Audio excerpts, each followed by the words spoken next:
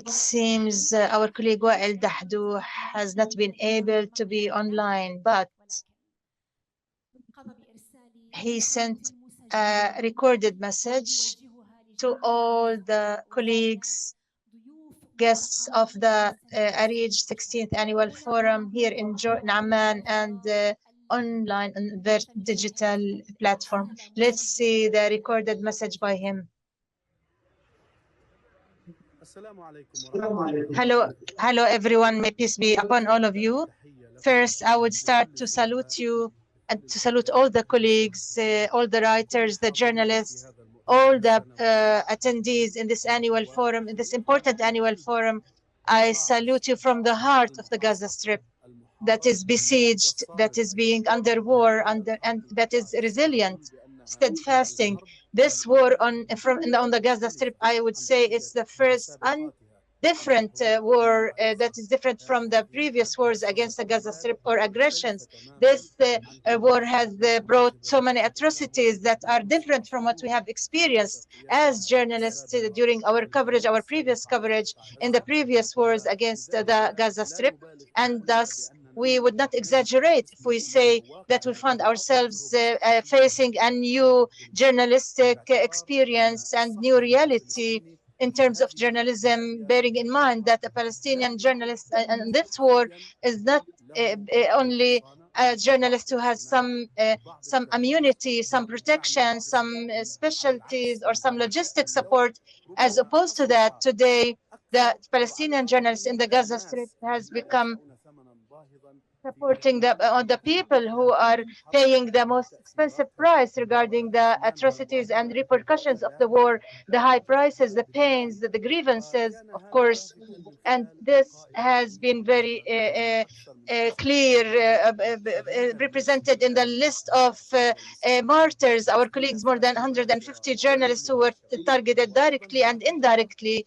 And there are, of course, injuries, but of course, there is also the targeting of headquarters, centers, and places of Palestinian journalists. However, the new kind is targeting the families of journalists, similar to what happened with my own family that was targeted in an area in the central Gaza Strip.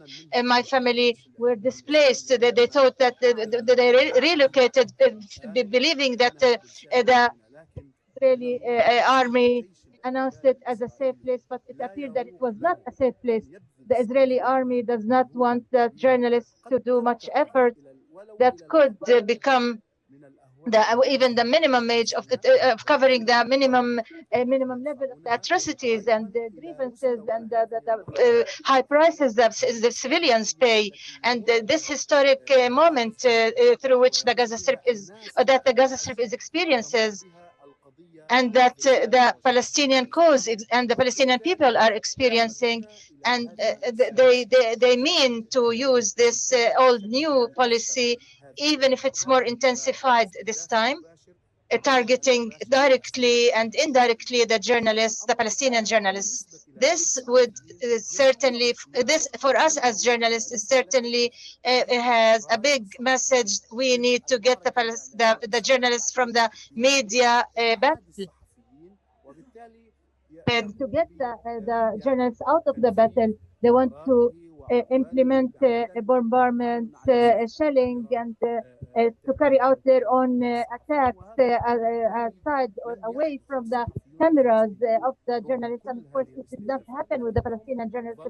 Despite all these targeting, they continued to convey what happens and to cover what happens in the Gaza Strip, and to carry this the humanitarian message to the world. Us as journalists have paid high prices.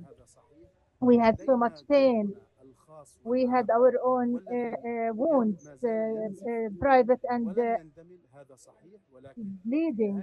We did not heal yet, but at the end of the day, we're still on top of our work, of our positions, despite the threats, the rest, the pains, the grievances. We're still working, and our voices are still being heard.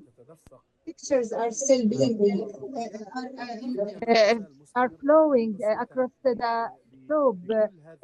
Similar continuing with this coverage and of the developments in the Gaza Strip today, the truth collapse and the shelling and the airstrikes came back to target us in a series of bombardments. We have more casualties and destruction, but the maximum is to continue with the coverage and to keep this our voices loud. This is what we try to do as much as we can. It's true that they bring us pain from every now and then, but as I said, as long as we breathe, as long as we're alive, we would certainly continue to be loyal to the martyrs and to the blood of our families, to the blood of the casualties. We would continue to be loyal. This would put towards our duty at the maximum level of professionalism. Of course, what we can say in this respect, or that we promise you to continue with this coverage and with this loyalty as much as we can, as long as we are alive, hoping that you as colleagues, hoping that all the colleagues and all the relevant organizations to do as much as they can. You should not undermine any small or little work or work that you can do. So every institution can support the journalists and support the Palestinian people in this historic moment and humanitarian moment. To conclude, I salute and greet and appreciate you, each and every one of you, with due respect. My greetings and my colleagues' greetings, and I hope to meet you in better circumstances soon. Thank you. May peace be upon you.